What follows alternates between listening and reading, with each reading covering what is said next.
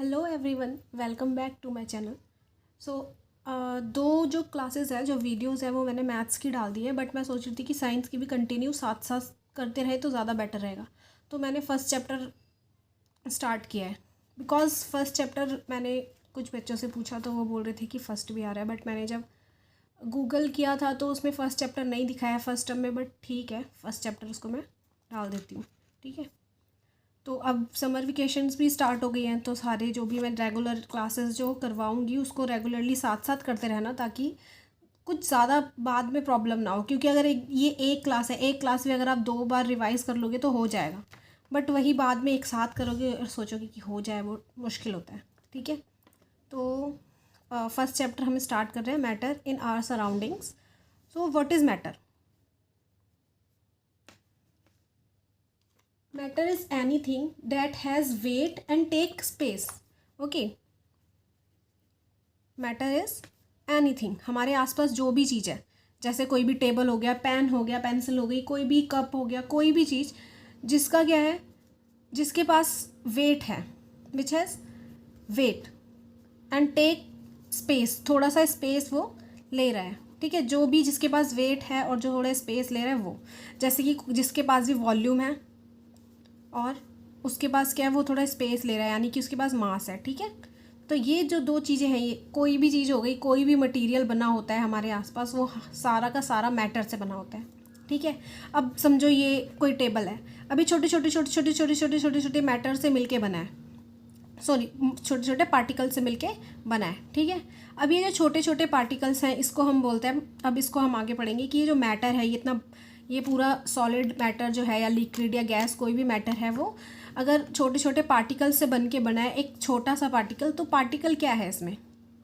ठीक है, हम बोलते हैं particle of matter, particle of matter. What is particle of matter? ठीक है, particles is possible smallest unit या स्मॉलेस्ट यूनिट ऑफ मैटर, छोटी सी अब ये जो एक टेबल है, उसकी जितनी छोटा, बिल्कुल छोटा सा माइक्रोस्कोप से जो छोटा सा छोटा पार्ट हम मेज़र या इसको देख पा रहे हैं, उसको हम बोलेंगे particles in possible smallest unit in matter. जैसे कि अब आपने वो देखा होगा, जब मॉर्निंग का टाइम होता है और एक साइड से रोशनी आ रही होती है। ठीक है, अगर नॉर्मली हम अपनी आंखों से देखते हैं, हमें कोई रोशनी आती है, तो तब हमें पता चलता है कि हाँ, छोटे छोटे जो एयर्स के पार्टिकल हैं वो वहाँ पे घूम रहे हैं। ठीक है, मूव कर रहे हैं इधर उधर इधर उधर, तब हमें दिखाई देते हैं, वरना हमें नॉर्मल नेक्ड आंखों से नहीं दिखाई देता है। कि अगर हम ऐसे ही नॉर्मल कहीं बैठे हैं तो नहीं दिखाई देगा कि कितने पार्टिकल्स हैं हमारे आसपास, बट वही एक रोशनी आती है सन की बिल्कुल छोटे से होल से, तो फिर पता चलता है ओ, इतने सारे पार्टिकल्स हैं हमारे आसपास, तब हम देख पाते हैं, वरना पार्टिकल्स नहीं देख पाते। तो बिल्कुल छोटे छोटे, बिल्कुल स्मॉलेस्ट, जितना स्मॉलेस्ट हो सकता है, सबसे स्मॉलेस्ट पार्टिकल्स को हम बोल देंगे पार्टिकल्स ऑफ मैटर। ठीक है, अब हम इसके कुछ कैरेक्टर स्केच पढ़ेंगे।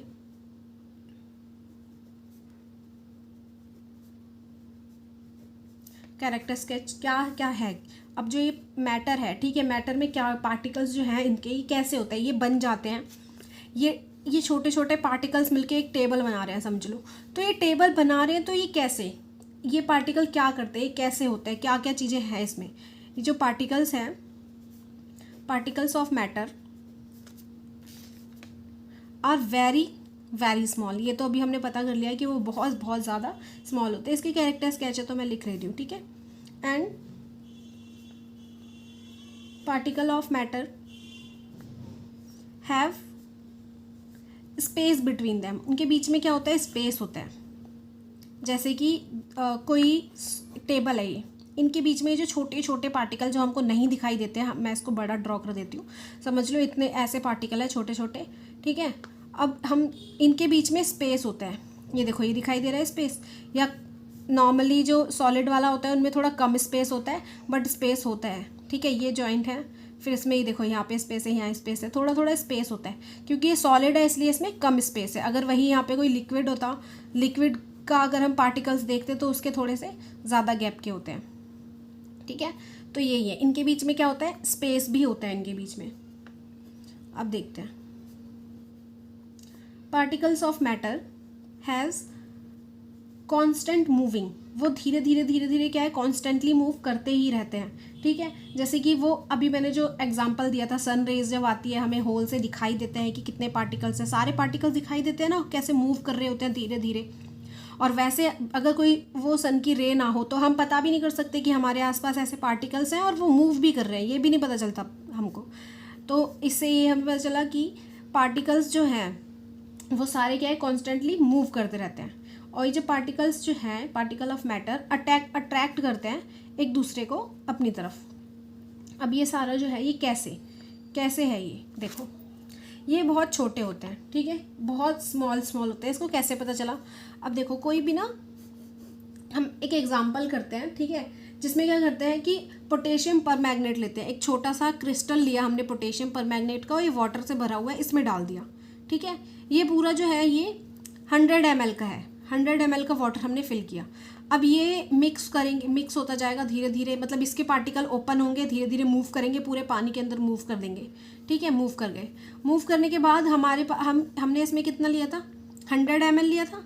अब इसमें हम लेंगे 90 ml, देखो इसमें 90 ml पानी लेंगे, और इसका 10 ml निकाल के इसमें डाल देंगे। इसका 10 ml किसमें, इसमें। ये पर्पल कलर का हो जाएगा, डीप पर्पल, बिल्कुल डीप पर्पल कलर का हो जाएगा, ठीक है। इसके अंदर डालेंगे तो फिर ये 100 ml हो जाएगा और ये लाइट पर्पल हो जाएगा। फिर एक और हम 90 ml लेंगे, उसमें 10 ml इसमें से निकाल के इसमें डालेंगे, फिर ये दोबारा क्या हो जाएगा, थोड़ा और पर्पल हो जाएगा। फिर लाइट पर्पल लाइट, हम 2-3 बार करेंगे, देखेंगे कि लास्ट तक अगर हम 10 ml निकाल के डाल रहे हैं तो लास्ट तक हमारे पास पानी जो है पर्पल हो रहा है, चाहे वो लाइट होते जा रहा है बट पानी जो है पर्पल हो रहा है। इसका मतलब जो इसके पार्टिकल हैं जो इधर उधर पानी के अंदर मिक्स हो गए हैं, उसका हमने पार्टिकल को निकाला, इसमें डाला।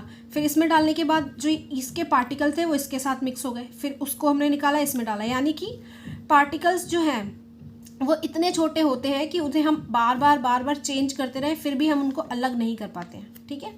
तो इतने छोटे छोटे पार्टिकल्स होते हैं। अब पार्टिकल्स जो होते हैं उनमें गैप होता है, कैसे पता कर सकते हैं हम कि उसमें गैप होता है? चलो बुक से बता देती हूँ मैं।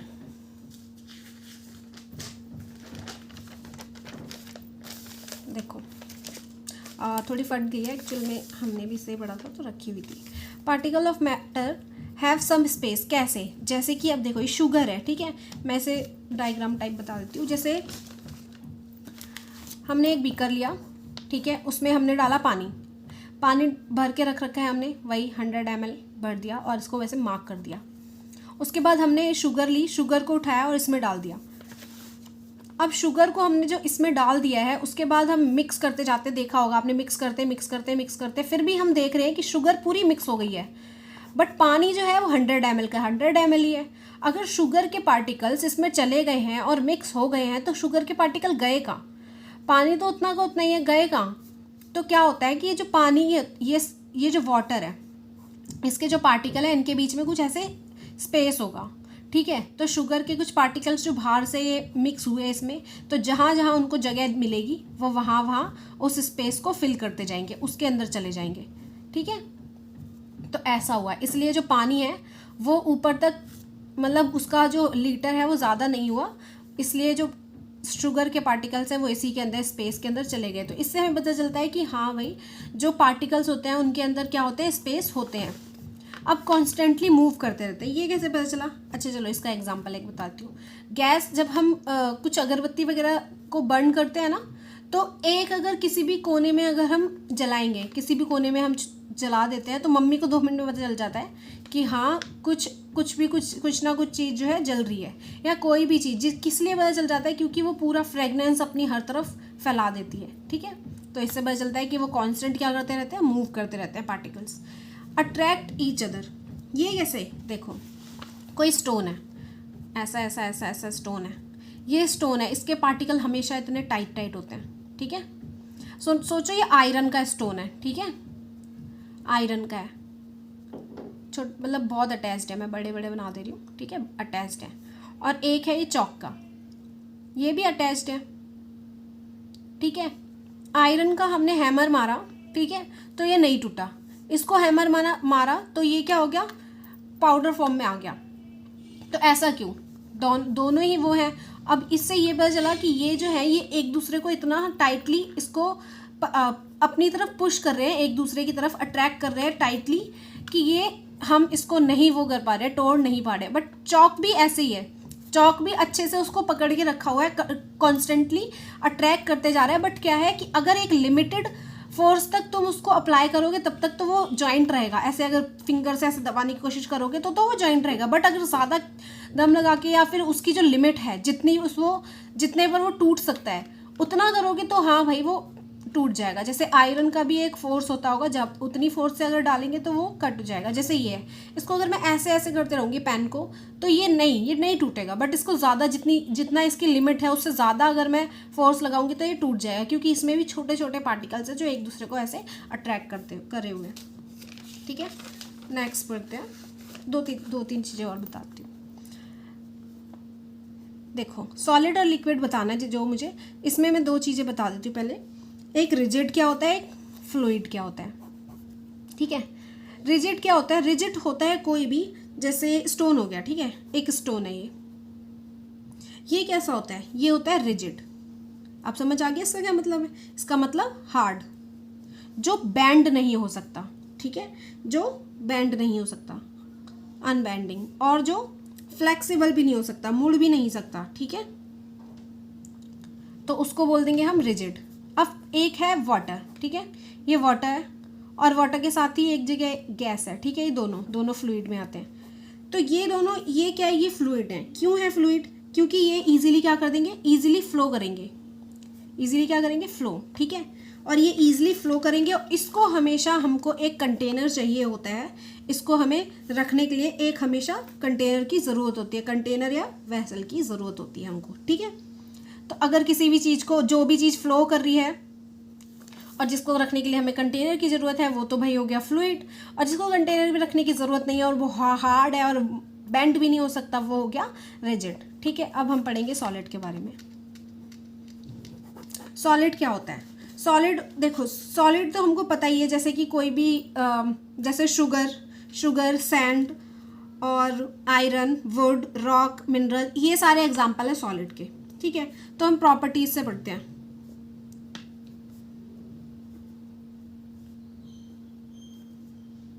हमें ये भी पता है कि जो सॉलिड है वो रिजिड होता है। ठीक है, प्रॉपर्टीज से पढ़ते हैं कि प्रॉपर्टीज क्या क्या है। देखो प्रॉपर्टीज भी इंपॉर्टेंट है, पेपर में आ जाती है, इसलिए मैं बता दे रही हूँ। सबसे पहले है कि ये शॉर्ट में बताती हूँ, आपको लिखना होगा कि सॉलिड है fix shape and fix volume, but मैं शॉर्ट में बता देती हूँ। देखो इसकी क्या होती है, फिक्स्ड शेप होती है, और क्या होता है, फिक्स्ड वॉल्यूम भी होती है। वॉल्यूम फिक्स्ड कैसे होती है? क्योंकि अगर स्टोन ऐसा है तो वह ऐसा ही है, वॉल्यूम उसकी यही रहेगी, शेप ऐसी है तो ऐसी ही है। ठीक है, तो इसकी फिक्स्ड शेप भी होती है, फिक्स्ड वॉल्यूम भी होती है। और कैन नॉट बी कंप्रेस्ड, ये कंप्रेस्ड नहीं हो सकता। ये तो आपको पता ही होगा कितना कंप्रेस्ड होगा, उसके जो पार्टिकल्स हैं वो इतने दबे हैं कि उसको कितना दबाएंगे वो बिल्कुल भी वैसा कुछ भी चेंज नहीं होगा। इतने ज़्यादा कंप्रेस्ड है वो पहले से ही, उनको और कंप्रेस नहीं कर सकते। इसकी हाई डेंसिटी होती है। ठीक है, and do not fill their container, ये अपने कंटेनर को फिल नहीं करता है। कैसे? कोई ग्लास ले लो, ठीक है, उसमें बड़े बड़े ऐसे स्टोन्स होंगे, उसको डालोगे तो देखोगे गैप ज़रूर रहेगा। आप चाहे तो उसको फुल भर दो, चाहे उसको आधा भरो, देखो कि थोड़ा थोड़ा गैप हमेशा दिखता रहेगा कि हाँ इसमें अभी भी गैप है, तो फुल भरेगा ही नहीं। तो ये क्या होता है कि ये कंप्लीटली फिल नहीं हो सकता और ये फ्लो नहीं कर सकता, डू नॉट फ्लो। ठीक है, सिर्फ 5 हैं, 1 2 3 4 5 कि ये फिक्स्ड शेप का होता है, फिक्स्ड वॉल्यूम होती है, ये कंप्रेस नहीं कर सकते, कोई स्टोन समझ लो। इसकी हाई डेंसिटी होती है, do not fill their container completely and do not flow. ठीक है, अब हम देखते हैं लिक्विड। लिक्विड की प्रॉपर्टीज क्या होती हैं? आपको थोड़ा बहुत तो पीछे से समझ आ गया होगा कि क्या क्या मैं लिखूंगी। वही कि इसका जो है वॉल्यूम होती है, फिक्स वॉल्यूम होती है, पर शेप नहीं फिक्स होती है। ठीक है, तो हम लिखेंगे फिक्स्ड वॉल्यूम।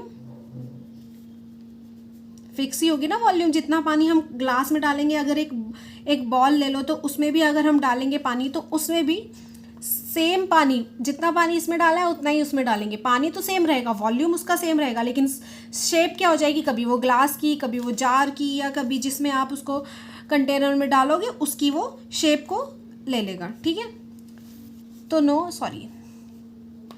Fix shape. ठीक है, और क्या होता है, और ये कंप्रेस्ड हो जाएगा क्या? नहीं, ये भी कंप्रेस्ड नहीं होगा। अगर हम कंप्रेस करने की कोशिश करेंगे ये क्या कर जाएगा, फ्लो कर जाएगा बाहर।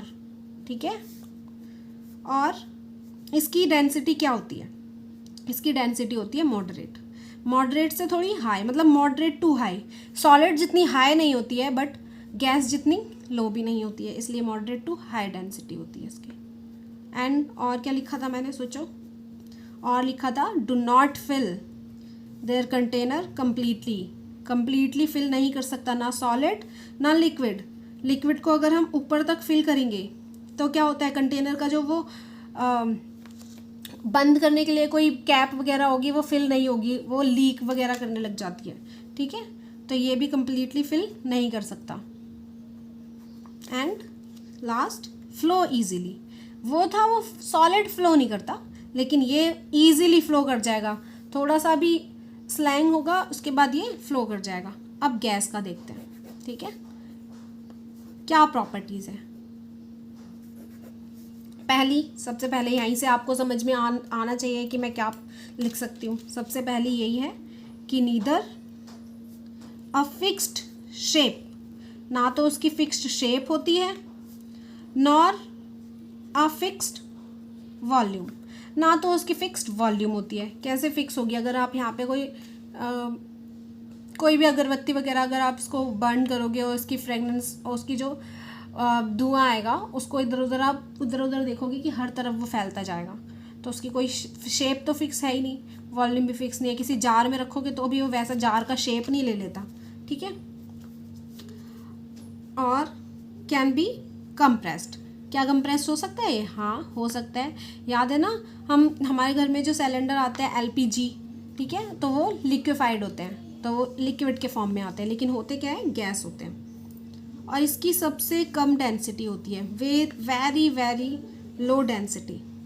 ठीक है, एंड और कंटेनर्स को ये फिल करता है क्या?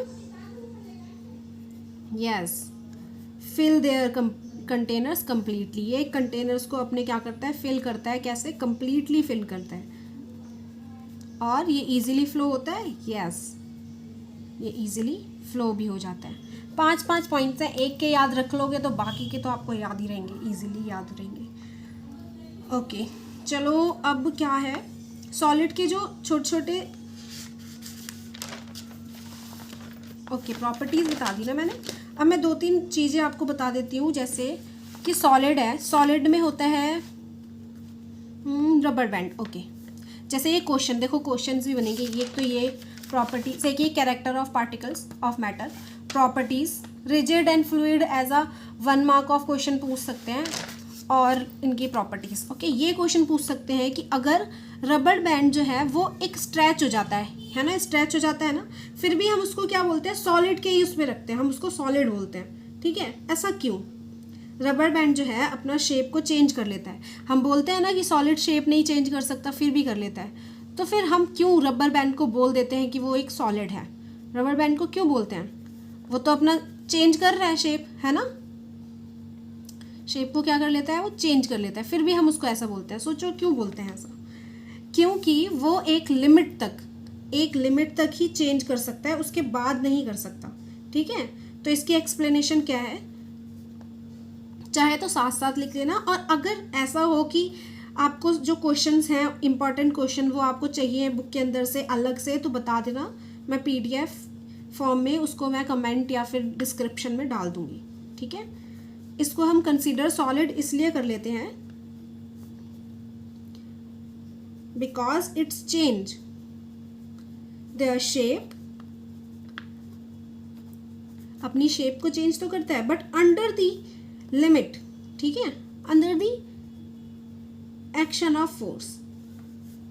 जब भी फोर्स लगेगा तब तो वो अपने आप को स्ट्रेच कर लेगा, लेकिन जब भी हमने फोर्स को ख़त्म किया, and when the force is removed and when the force, जब भी वो फोर्स जो है रिमूव हुआ वो अपनी शेप में वापस आ जाएगा। शेप चेंज नहीं हुई उसकी, बस जब वो फोर्स लगता है तब वो चेंज हो जाती है, बट अगर हम उसको छोड़ दें तो शेप चेंज नहीं होती है। तो जब अगर शेप ही चेंज नहीं हुई तो ओरिजिनल शेप में अगर वो दोबारा से आ जाता है तो हम कैसे बोल सकते हैं कि वो सॉलिड नहीं है? इसलिए हम उसको सॉलिड बोलते हैं, क्योंकि वो अपनी शेप में क्या आ जाता है, दोबारा आ जाता है। ठीक है,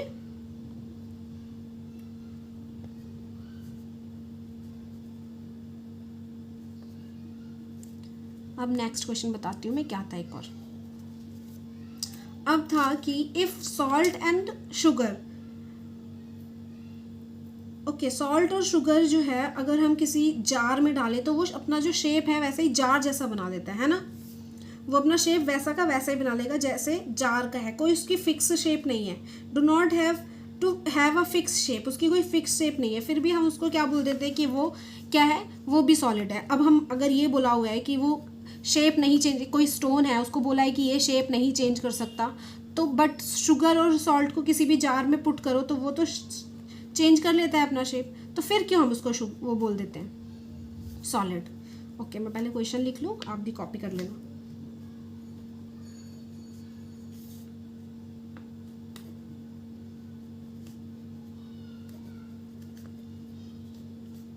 या मैं आंसर कमेंट में एक बार बता दो कि मैं सिर्फ आंसर लिखूं या मैं सिर्फ समझाऊं, फिर बाद में कमेंट में मैं क्वेश्चंस डाल दूं कि क्या करना चाहिए, क्या बेस्ट रहेगा। मैं सिर्फ यहाँ पे आंसर समझा देती हूँ, ऐसे सिर्फ आंसर लिख देती हूँ और उसके बाद जो पूरे क्वेश्चंस और आंसर है जो इंपॉर्टेंट है उन्हें एक PDF बना के आपको कमेंट में डाल देती हूँ। ऐसा भी कर सकते हैं, ठीक है। ऐसा क्यों होता है, ऐसे मैं समझा ही देती हूँ, बेटर रहेगा। ऐसा क्यों होता है, ठीक है, इसको हम इसलिए सॉलिड कंसिडर करते हैं बिकॉज जो शेप है इंडिविजुअल सॉल्ट का या शुगर का रिमेन फिक्स्ड ही रहता है, even they put in a jar. जो उसके छोटे वाले पार्टिकल्स हैं, जो छोटे वाले सॉलिड के वो है, वो फिक्स्ड ही रहते हैं, वो चेंज नहीं होते हैं, ठीक है। चाहे हम जार में उसको डाल दें, ऐसे करके एक जार है उसमें डाल दें, वो शेप उसकी ले लेगा, बट उसके जो पार्टिकल्स, जो उसके वो छोटे वाले क्रिस्टल्स हैं, वो क्रिस्टल्स क्या रहेंगे, वैसे ही रहेंगे, उनका शेप चेंज नहीं होता है, शेप वैसा का वैसा ही रहता है, चाहे वो शुगर हो चाहे वो सॉल्ट हो, ठीक है। ओके, नेक्स्ट, हाँ, एक और क्वेश्चन ये वाला स्पंज वाला क्वेश्चन था। हम क्यों स्पंज को है, स्पंज जो होता है वो अपना, अगर हम उसको ऐसे करके पुल करेंगे, कंप्रेस करेंगे, वो कंप्रेस हो जाता है। स्पंज जो है कैन बी कंप्रेस, हो जाता है ना कंप्रेस, तो फिर हम उसको सॉलिड क्यों बोल देते हैं? सॉलिड तो कंप्रेस होता ही नहीं है, फिर क्यों बोल देते हैं हम उसको सॉलिड? ऐसा तो नहीं बोलना चाहिए, फिर क्यों बोल देते हैं? क्योंकि स्पंज जो होता है, स्पंज जितना जितना ही, ये देखो ऐसे करके स्पंज बना दो, यहाँ होल है, यहाँ होल है, यहाँ होल है। अब ये जो स्पंज वाला पार्ट है ना, ये तो आप कंप्रेस नहीं कर सकते, लेकिन सिर्फ ये होल जो है जिसमें एयर है, ये होल में एयर है, सिर्फ ये वाली एयर जो है ये हट जाती है, ये एयर कंप्रेस होती है, एयर कंप्रेस होकर गायब हट जाती है मतलब। बट ये जो ये स्पंज है ये सॉलिड है, ये नहीं होता। अब ये होता है कि स्पंज में बिल्कुल छोटे छोटे एयर होती है, छोटे छोटे होल्स होते हैं जिसमें एयर होती है, इसलिए उसको अगर हम दबाते हैं तो वो एयर हट जाती है, इसलिए वो कंप्रेस होता है। वैसे स्पंज कंप्रेस नहीं होता, इसलिए उसको हम क्या बोलते हैं, सॉलिड बोलते हैं, ठीक है। Okay, and okay, next, what is diffusion? आपको नॉर्मली पता होना चाहिए क्या है डिफ्यूजन। कोई भी स्प्रेड हो रही है चीज, आई स्प्रेडिंग आउट एंड मिक्स, जब भी कोई स्प्रेड हो रही है या मिक्स हो रही है सब्जेक्ट विद अनदर सब्जेक्ट, एक सब्जेक्ट से भी अनदर सब्जेक्ट से, तो उसको हम क्या बोल देंगे, किसी भी अनदर सब्जेक्ट से अगर वो मिक्स हो रही है तो उसको हम बोल देंगे क्या, डिफ्यूजन। जैसे कि मैं एग्जांपल देती हूँ, मैं लिख दूँ डेफिनेशन।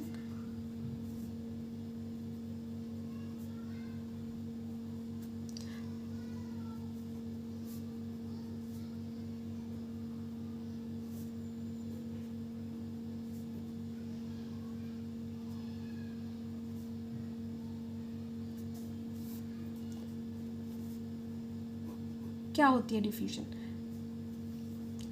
स्प्रेडिंग आउट, फैलना, एंड मिक्स होना सब्सटेंस का, एक सब्सटेंस को किसी दूसरे के सब्सटेंस के साथ। ड्यू टू, किस लिए वो हो रहा है ऐसा? क्योंकि मोशन की वजह से जो पार्टिकल हैं वो मूव करते रहते हैं ना इधर उधर, उनकी वजह से अगर वो कोई दूसरा सब्जेक्ट दोनों सब्सटेंस जो है मिक्स हो गए हैं, उसे हम डिफ्यूजन बोलेंगे। ठीक है, जैसे कि अगर हम कुछ बर्न करते हैं घर में तो फिर वो उसकी फ्रेगरेंस हर तरफ जाती है और एयर के साथ मिक्स हो जाती है ना, तो उसको भी डिफ्यूजन बोलते हैं। अगर एक कोई कॉपर सल्फेट है, उसको हमने डाल दिया वाटर में, तो वो पूरा ब्लू ब्लू ब्लू ब्लू पानी कर देता है।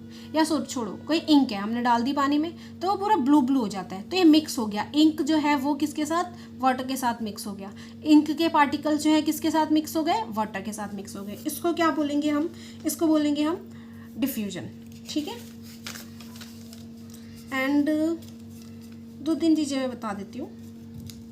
डिफ्यूजन इन गैस, गैस में डिफ्यूजन होती है। ठीक है, देखो हर चीज़ में डिफ्यूजन होगी। अब गैस के फॉर्म में भी डिफ्यूजन होती है। ठीक है, गैस के में भी, एंड लिक्विड में भी, एंड सॉलिड में भी।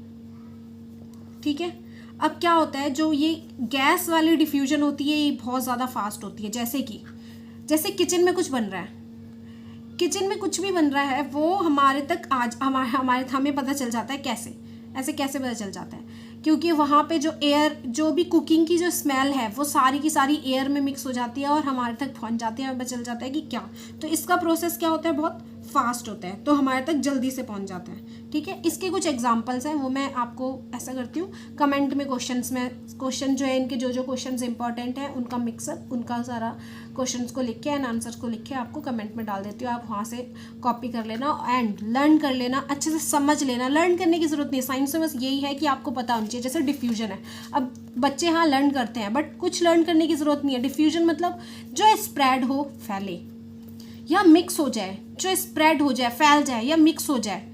क्या मिक्स हो, सब्सटेंस किसके साथ, किसी दूसरे सब्सटेंस के साथ।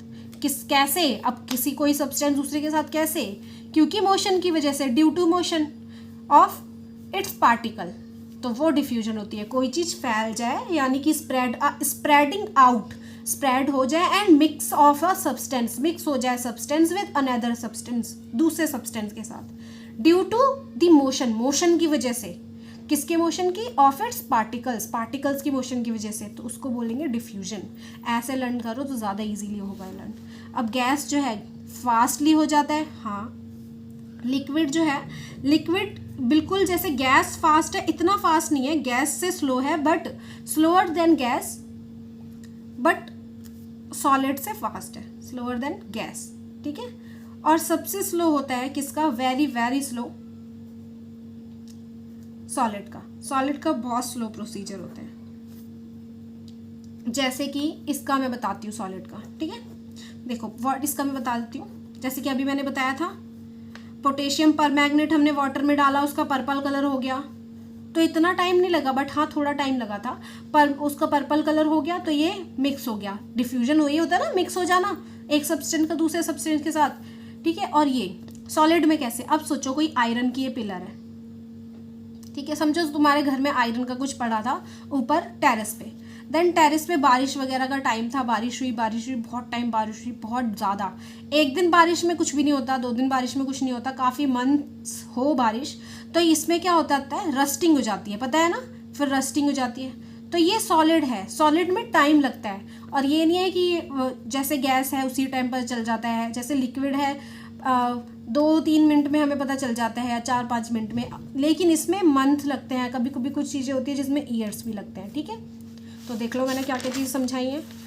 पहले मैटर क्या होते हैं, मैटर इज एनीथिंग, कोई भी चीज़ that has weight and take up space, कोई भी जिसके पास वेट और स्पेस हो, नहीं तो नॉर्मली याद रख लो जिसमें वॉल्यूम और मास होता है वही होता है मैटर। अब पार्टिकल्स सबसे छोटे पार्टिकल्स, सब छोटे से छोटे पॉसिबल यूनिट होती है, उसको पार्टिकल बोलते हैं। कैरेक्टर स्केच क्या हो गए, वेरी वेरी स्मॉल, बहुत छोटे होते हैं, स्पेस होता है भाई उनमें, कॉन्स्टेंटली मूव करते रहते हैं। एग्जाम्पल्स अगर नहीं समझ आई कैसे हो गए तो एग्जाम्पल्स को दोबारा देख लेना, मैं बता देती हूँ अभी। और अट्रैक्ट करते हैं एक दूसरे को। ठीक है, जैसे ये मैंने बताया था कि हमने इसमें डाला पोटेशियम परमैंगनेट, तो ये कलर जो है कब गायब नहीं हुआ, बिल्कुल पानी जो है उसमें पर्पल कलर लास्ट तक रहा। और शुगर को हमने मिक्स करा, तो वो उससे पता चला कि शुगर के जो पार्टिकल, वो पानी के जो पार्टिकल्स है उसमें स्पेस था, इसलिए शुगर के पार्टिकल आराम से उसमें चले गए। एंड जो ये कॉन्स्टेंटली मूव करता रहता है। एक तो ये हो गया कि कॉन्स्टेंटली मूव करते रहता है, रे आती है तो हमें दिखाई दे जाता है, और ये अट्रैक्ट करता है। सॉलिड जो है, सॉलिड के जो पार्टिकल्स होते हैं अट्रैक्ट करते हैं, जैसे कि ये है, इसके जो ये सॉलिड है, इसके पार्टिकल्स इतने इतने इतने इतने पास है कि इसे हम देख भी नहीं, पहले तो देख पा ही नहीं रहे, एंड इसे हम तोड़ने की कोशिश करेंगे तो ये नहीं टूटेगा जब तक इसका एक लिमिटेड फोर्स होता है, जब तक वो ना लगाओ तो, ठीक है। एंड रिजिड क्या होता है और फ्लूइड क्या होता है? रिजिड होता है जैसे स्टोन हो गया, हार्ड हो गया, जो बेंड ही नहीं करेगा, इनफ्लेक्सिबल, ऐसे फ्लेक्सिबल नहीं है। एंड वाटर और गैस ये फ्लूइड होते हैं, फ्लो कर जाते हैं, और इसको हमें वेसल की ज़रूरत होती है। ऐसे पानी जो है इसको ऐसे बहा नहीं देंगे, मतलब ऐसे ही कहीं पे भी नहीं रख सकते, ठीक है। एंड सॉलिड की प्रॉपर्टीज़ है, फिक्स शेप होते हैं, फिक्स वॉल्यूम होती है, कैन नॉट बी कंप्रेस नहीं हो पाती है, एंड हाई डेंसिटी, और इसको कंटेनर कम्प्लीटली फिल नहीं करता और ये फ्लो नहीं करता है। इसी के ये लिक्विड एंड गैस के हैं। एंड ये क्वेश्चंस, यस देखो क्वेश्चन की तुम्हें आंसर रटने की ज़रूरत नहीं है, बट तुम्हें समझ लेनी चाहिए। चाहे तो मैं उसको कमेंट में जो क्वेश्चन आंसर डालूंगी उसे रीड कर लेना एक पर्टिकुलरली कि लिखना कैसे है, बट तुम्हें रटने की ज़रूरत नहीं है, अच्छे से समझ लो और अपने आप बना देना। इसमें इतनी मैं सच बोलूँ तो ग्रामर की इतनी कोई ज़रूरत नहीं होती। आपको जैसा आ रहा है, ग्रामर नहीं आ रही है, ये भी लिख दोगे ना, इसमें ग्रामर की ज़रूरत नहीं है ना। जैसे कि लिक्विड की प्रॉपर्टी फिक्स वॉल्यूम और नो फिक्स शेप, इतना भी लिख दोगे तो मार्क्स मिलेगा, ठीक है। इसमें ग्रामर की ज़रूरत नहीं होती, बट पता होना चाहिए आपको। एंड डिफ्यूजन तो मैंने अच्छे से बता ही दिया, एंड जो कुछ एग्जांपल्स होंगी उसको मैं कमेंट पे PDF बना के डाल दूंगी, एंड जो क्वेश्चन है एक्स्ट्रा यहाँ तक डाल दूंगी, ठीक है। Okay, thank you, and comment कर देना जो भी हो, और लाइक एंड सब्सक्राइब भी कर दो। Okay, bye.